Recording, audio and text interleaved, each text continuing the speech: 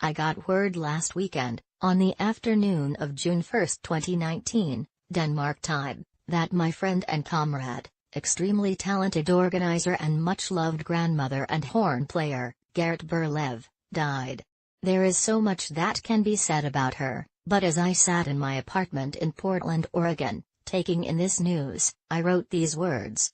When I met Gerd, she was around the age I am now, in her early 50s. There were still teenagers in her life, who are now accomplished young adults with children of their own. I wasn't around for the raising of Gerd's children, but most of my visits to Gerd and her husband, Jan, in recent years have involved multiple grandchildren present. She was a highly engaged and very enthusiastic, ebullient grandmother, just as she was highly engaged and enthusiastic about everything else that mattered. Gerd is one of the many people in the world who I have known in a sort of snapshot form.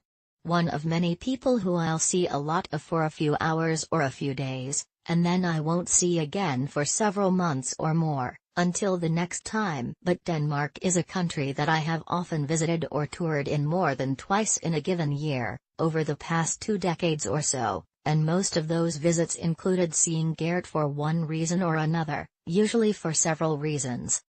I believe I first met her at an annual Communist Party festival that used to happen in Copenhagen, called K-Fest.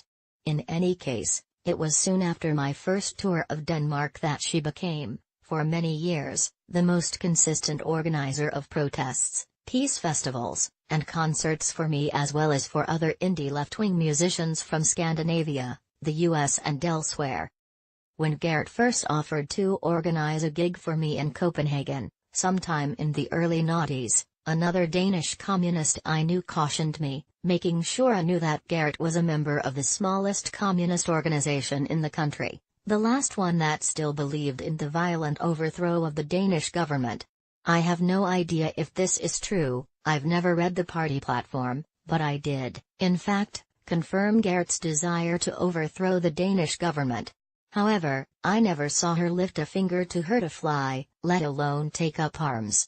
But she may have just been waiting for the right moment. While she never organized the revolution, she organized a hell of a lot else, and always with an infectious joy for the small things in life, and the kind of dedication to the broader cause that inspired others to feel it, too.